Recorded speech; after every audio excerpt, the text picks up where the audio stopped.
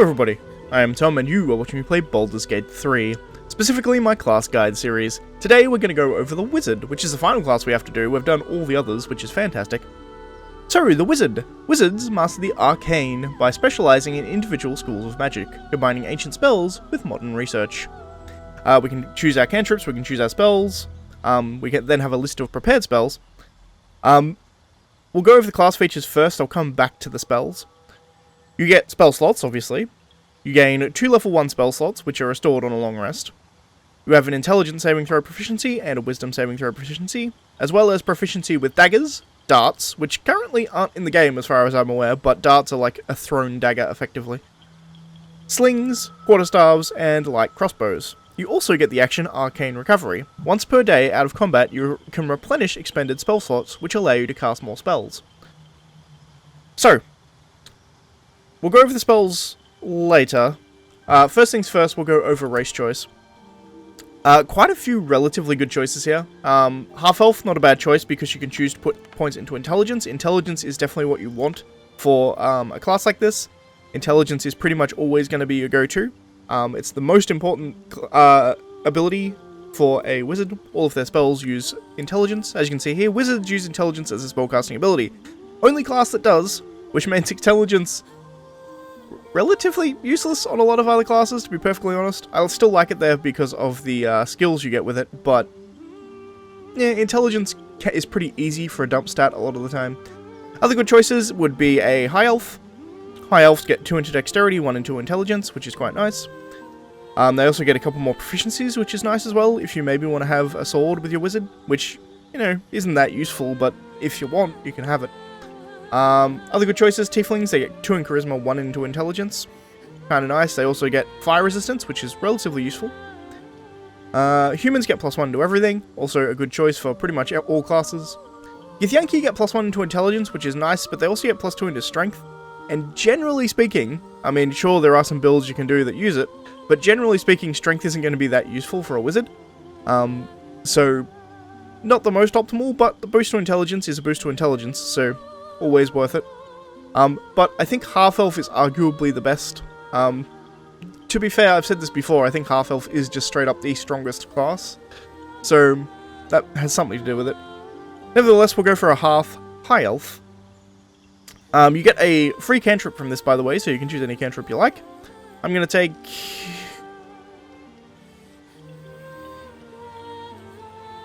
Acid Splash. Sure. Here, I think what I want is, I did it before, but I changed, so got rid of it. +1 into Constitution, +1 into Intelligence. And then we get +2 into our Charisma as well, which is quite nice.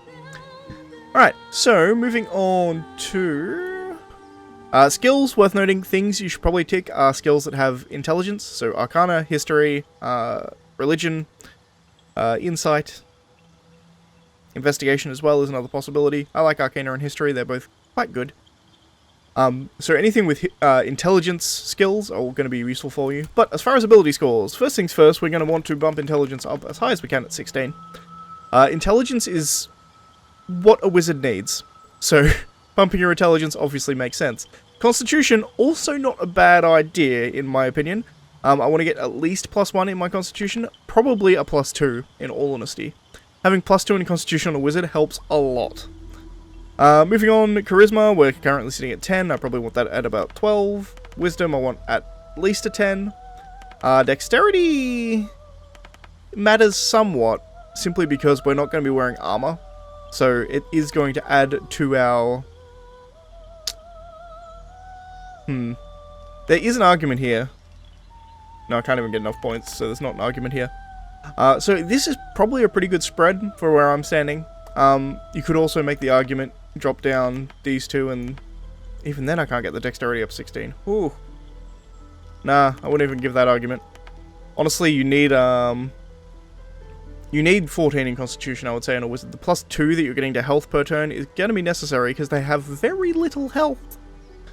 But that's probably what I would go with for a stat distribution. But, going back to our class ability, you'll notice here these prepared spells. The amount of spells you can prepare is based off your intelligence modifier. It is your intelligence modifier +1. So you can always cast at least one spell, and then you add on whatever your intelligence modifier is. So because we have a +3 in our intelligence modifier, we can prepare 4 spells rather than 1 that we had before. Which is why I wanted to wait on the spells, because I hadn't done ability point distribution yet. But going into cantrips. They start you off with both Firebolt and Ray of Frost. Arguable. I would say that Firebolt is probably straight better at this point. Since the update, number 3, cantrips no longer leave surfaces. So, Ray of Frost used to be better because it was doing 1d8 and then you could knock them over, which is nice. This now does 1d10. 1d10 is bigger than 1d8, therefore better. That's pretty much the only thing you can add there. Another good one here is d8 with Chill Touch. The reason Chill Touch is good though is because they can't heal after you attack them with this. Also, undead get disadvantage on attack rolls, so useful against undead. Chill Touch is a very good damaging spell, I find. I actually like it quite a lot. As for other spells here, Acid Splash is another good choice, but we picked it because of our race, so if you didn't pick that, that's another good choice. And then we just have some kind of utility ones for the most part. Poison Spray is nice, but you have to be relatively close to be able to do it. You probably don't want your wizard that close to people. Same thing with Shopping Grasp. It's a fairly good spell, but you have to touch someone to do it, so you don't really want to be in melee range with anybody. Blade Ward is not a bad choice. Giving yourself resistance to weapon attacks is always good, if you happen to be up close against someone, but my suggestion would just be to avoid that entirely. Mage Hand, also a very good choice. Yeah. I don't find Mage Hand that useful in this game, as much as I do on the tabletop D&D. It does have uses, 100%, but I think this time I'm actually going to take Friends. Because I haven't really used it yet, so I want to see how it goes. So we're going to take Friends. As for the spells, I didn't go over all the cantrips here. I've been through them in other videos, but cantrips aren't that exciting. I'll go over the actual spells, however. As for actual spells you can choose, we have Burning Hands. This is a cone of fire damage. Charm Person, you can make a humanoid not want to attack you. Color Spray, you can blind up to 33 hit points worth of creatures. The way this works is you combine all of their hit points into a pool, and then if they're under 33, you can affect all of them. Disguise Self, you can change your aspects of your appearance to make yourself look different. Expeditious Retreat, you turn your dash into a bonus action, allowing you to move at an incredible pace. False Life, bolster yourself with Necrotic Facsimile of Life, and you gain 7 temporary hit points. This is based off your intelligence, I think. 7, it used to be 5. False Life may actually be based off your intelligence. Either that or False Life has just been buffed. One way or the other, I'm not sure. Featherfall, slow the rate of descent for allied creatures, grants immunity to falling damage. Quite useful in quite a few situations. Find Familiar, you can get yourself a little Fey Spirit as a familiar. Fog Cloud, you create a big cloud of fog, which will obscure vision for everybody there. Grease, you cover the ground in grease, it becomes difficult terrain, and creatures will fall prone on it. Also, the grease is flammable, which is also... you can do some combos with that. Jump, you triple your jumping distance. Long Strider, you touch a creature and increase its speed by 10 feet. It's quite a good spell for if you have a warrior in your party and you want to boost your warrior speed. Not a bad idea, because you cast this once and then it just lasts forever. Or until you sleep, at the very least. Mage Armor. I would suggest picking up Mage Armor. Surround a creature in a protective magical force, its armor class increases by 3. This is fantastic. You're going to be very, very squishy, so you want a way to boost your armor class. Magic Missile, the best spell in the game currently, as far as I'm concerned. It's guaranteed damage, so you don't have to make a roll to see whether you hit, which is just fantastic. Creating 3 darts of magical force, each dealing 1d4 plus 1 force damage to its target. So at a minimum, you're doing, 6 damage. At a maximum, you're doing 15 damage. So it's a good spell. In fact, I'm just going to take that, because you should always take Magic Missile. Protection from Good and Evil. This is one of the few Abjuration spells you can get at level 1, is worth noting, so if you plan on going an Abjuration Wizard, this isn't a horrible choice. But it protects a creature against Aberrations, Celestials, Elementals, Fae, Fiends, and Undead. Specifically what this means is they can't be charmed, frightened, or possessed by these creatures. Then we have Ray of Sickness. Call forth a Ray of Sickening Energy, dealing 2d8 damage, and possibly poisoning the target. Again, not a bad spell. Sleep, fantastic spell. Put creatures up to a combined 24 hit points into a magical slumber. it works. It does a lot of work, just taking 2 to 3 enemies out of a fight. Fantastic. Thunder Wave. Release a wave of thunderous force that deals 2d8 thunder damage and pushes away creatures and objects. Interesting point on this I'll come back to later. Witch Bolt. Call forth a beam of cackling purple energy dealing 1d12 lightning damage and links you to the target through an arc of lightning. Alright. So just lightning damage pretty much. So Magic Missile is a definite for me. I would say Mage Armor is probably a definite for me as well. I also really like False Life, just because for those early levels it means you can keep yourself alive much easier. Having said that, Mage Armor might be enough. I'm going to take False Life because I love it, but it's worth noting that, honestly, Mage Armor might be enough. Now, with that, I'll probably want a couple more attacking spells. My suggestion here would be Witch Bolt. However, if you want to go and evoke a wizard, which I think I will this time, so I will go and evoke a wizard. So I'm going to take Thunder Wave.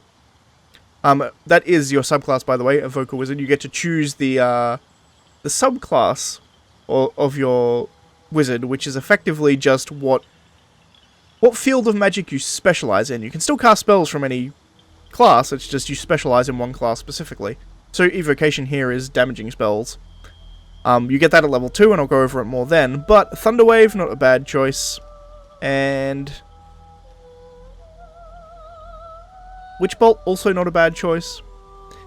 Now, I probably want some utility here as well, because currently I've got things that buff myself and I have damage.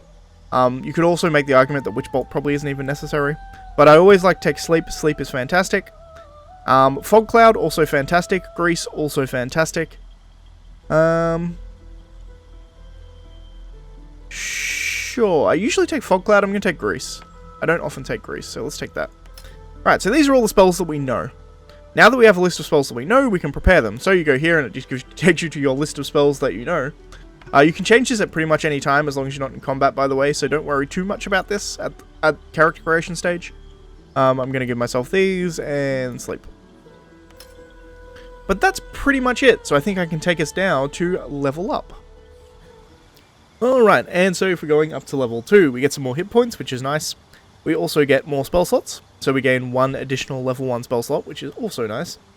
Now we get to choose our subclass. The only 2 currently available are the Evocation School and the Abjuration School. Because we have Gale with us, I can actually do both, so I'll go over Evocation first with my main character, and then Gale I'll do Abjuration. Evocation spells focus elemental energy into powerful attacks and enchantments. Those who specialize in this school are known as evokers. So we get Sculpt spells, which is the main benefit for choosing an Evoker School. Create pockets of safety within your evocation spells. Allied creatures automatically succeed their saving throw and take no damage from their spells. So, when we cast spells that have area of effect, we can do it right on top of our allies, and they take no damage, but the enemies around them do take damage. It's quite a useful ability, particularly for some of the second and third level spells you get. Granted, third level spells aren't currently in the game, but when they do come in the game, it will be very, very good.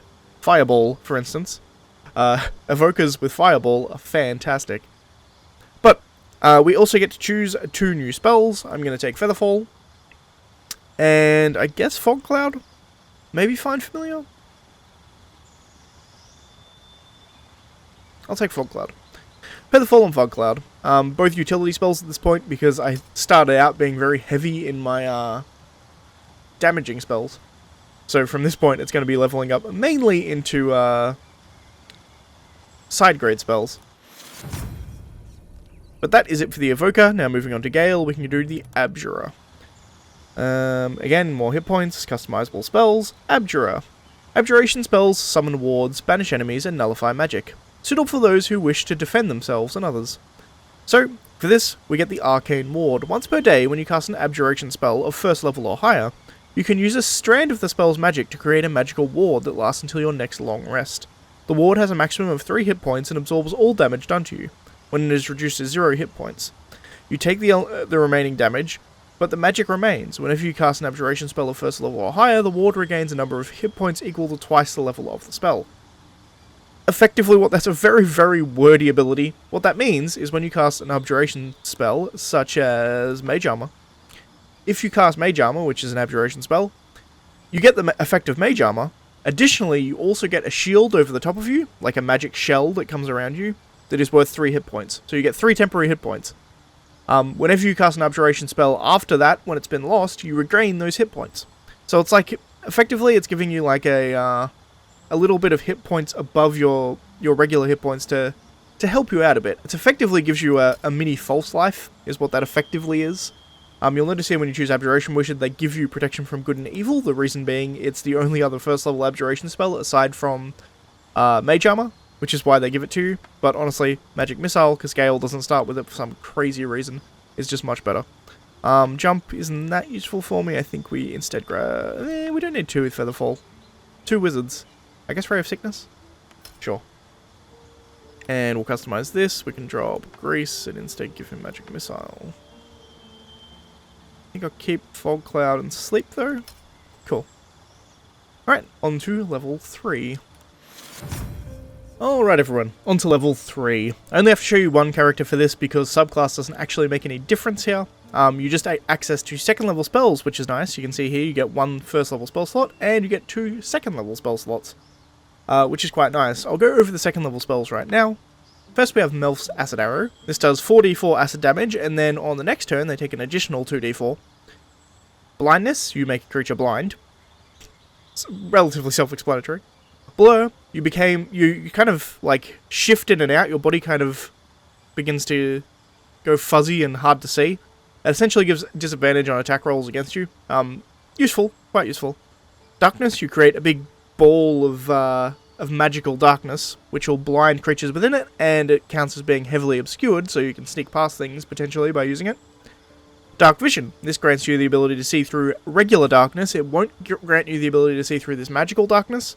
Dark Vision doesn't see through magical darkness. There are a few things that will allow you to see through magical darkness, but Dark Vision isn't one of them. But you can just give a creature Dark Vision, which is nice. Detect Thoughts, you can read the thoughts of certain creatures while you're talking to them. Very cool. I haven't found a whole lot of places you can use it in the game, but I'm sure there will be more as they expand upon it. Hold Person, relatively useful spell. You can just paralyze somebody. It potentially can last 10 turns, but every turn they end their turn, they have a chance of doing the save again, and if they make the save, they're no longer held.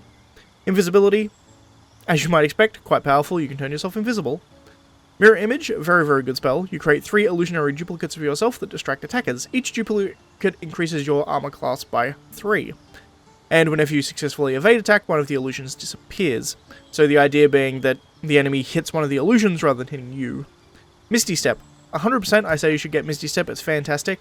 Surrounded by a black mist, you teleport to an unoccupied space that you can see. It allows you to teleport 60 feet to anywhere you can see. Incredibly powerful. Incredibly powerful. Ray of Enfeeblement. A beam of invigorating energy springs from your fingers. The target deals half damage with weapon attacks using strength, so it effectively halves their strength, which is quite useful. Scorching Ray, quite a good spell, does 2d6 fire damage. However, it does 6d6 fire damage because you hurl 3 rays. Each ray does 2d6. Shatter, quite a good spell, particularly for an Evocation Mage. I am actually going to take Shatter. Generates a painful, intense ringing noise that deals 3d3 thunder damage to creatures and objects. It is a 60-foot spell range, so you can do this up to 60 feet away, and it is an area of effect, so you can get quite a few enemies inside this and doing 3d8 to all of them. Also, because it's area of effect, it's quite good for an Evocation Wizard because it won't hit your allies if your ally is also in the area of effect. So you can just kind of go straight on top of your allies if they're being attacked by another enemy, and it will hit the enemy and not your friend, which is quite good. Web. Cover an area with thick, flammable webbing. You can web creatures. Webbed just means that they can't move. It sort of cuts their movement for the turn, and they have to use their turn to actually get out of being stuck in the web. Also worth noting here, it's flammable, so you can use this and then light it on fire. You can see here, an webbed creature cannot move. Attack rolls against the creature have advantage, while its attack rolls have disadvantage. It also has disadvantage on dexterity saving throws. The creature or ally can use an action to try and tear away the webs. So they have to spend their action to try and get out of it. And then we're back to level 1 spells, which we've already gone over. So, for an Evocation Mage, Misty Step, I would say no matter what mage you're doing, Misty Step is fantastic. However, Shatter is really good for an Evocation Mage just because of its area of effect. And area of effect is really where Evocation Mages shine. But that's pretty much it. Also, you can get more prepared spells here, as you can see. Once again, prepare them how you like.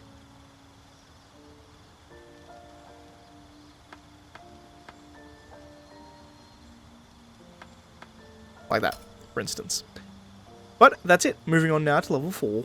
Alright, so for level 4, we get a feat. We also get a couple more spell slots, but we don't unlock level 3 spells. We're still stuck with level 2 spells, so you get to add a couple more spells to your repertoire. But you also get a feat. So, feat choice here. My huge recommendation here is ability point improvement, and to increase your intelligence up to 18. That is going to make you far more powerful as a wizard. Always going to suggest that over the others. However, if you don't want to take that choice, the other two options that I would probably suggest that are the currently available feats are tough. It's good on everyone. Extra HP means you die less, which is always good. And ultimately, that's probably it. The only one I've added here is lightly armored. Getting proficiency in light armor will increase your survivability somewhat. And if you have proficiency with light armor, you can still cast all your spells, that's all fine. So lightly armored is something you may want to consider. So you'll be able to wear light armor rather than robes. You also increase your dexterity by 1. So that's also nice. Honestly, probably not the best. My 100% suggestion is to go ability score improvement and increase your intelligence. Alright now, onto the equipment and some good items to go for. Honestly, weapons don't matter pretty much at all for a wizard in my opinion. So I'm going to ignore weapons. The only things I'm going to point out are armor and a particular amulet you can get. So, if you took lightly armored, which I don't suggest, but if you did, the studded leather armor is the best light armor in the game. It will give you a very high AC of 15, which is insanely high for a wizard off base. However, most times you're going to get a higher AC than that by using mage armor and using robes. So, once again, that's why I wouldn't suggest taking that feat. So, there are two notable sets of robes that you can get in this game that are like kind of magical robes. You have the robes of summer, which give you cold resistance, which is quite nice. Other than that, they're just random, they're normal robes, but they do give you cold resistance. You get this set of robes by going to the vault underneath the druid camp. The easiest way to get there is to do, well, I suppose the easiest way to get there is to murder all the druids. The probably intended way to get there is to follow the Halcyon storyline, and once you complete that storyline, he will give you the key to go down to the vault, and you can get these robes. They're just sitting in a box. They're in no way obvious, but they are just sitting in a box down there, and you can get those robes. Secondly, there's the poisonous robes. These are only really good if you have quite a few poison spells, and if you enjoy using poison damage.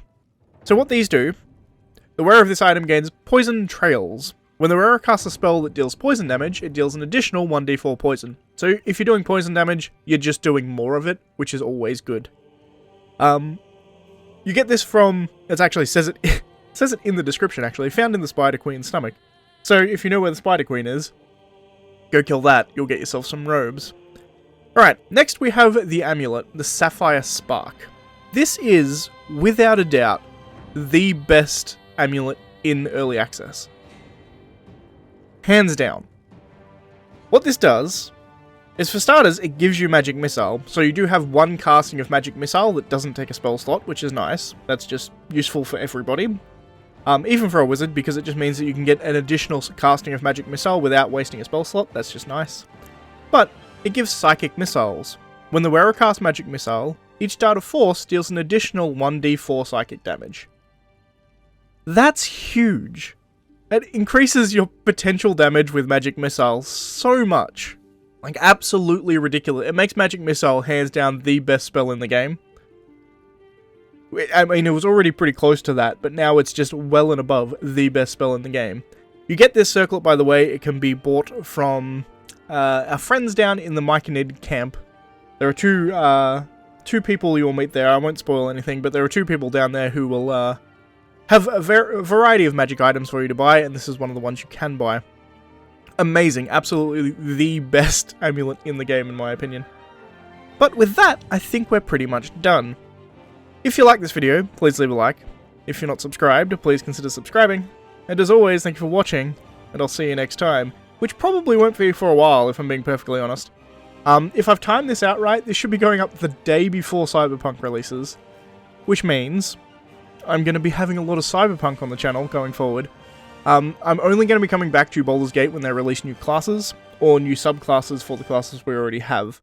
I've played a lot of Baldur's Gate. I've done, like, 7 or 8 full playthroughs, plus these kind of half playthroughs I've been doing for these guides as well. So, you know, I've played a lot. Having said that, when they add new stuff, I will be covering it, but other than that, I think that's pretty much it for my Baldur's Gate coverage as of now. I may get inspired, I may do like a lore video or something every now and then, but for the most part, I think we're done. Which means we're moving on to Cyberpunk. I'm going to be doing a lot of Cyberpunk. That'll be up tomorrow. Woo, should be fun. Anyway, thanks for watching, guys, and I'll see you next time.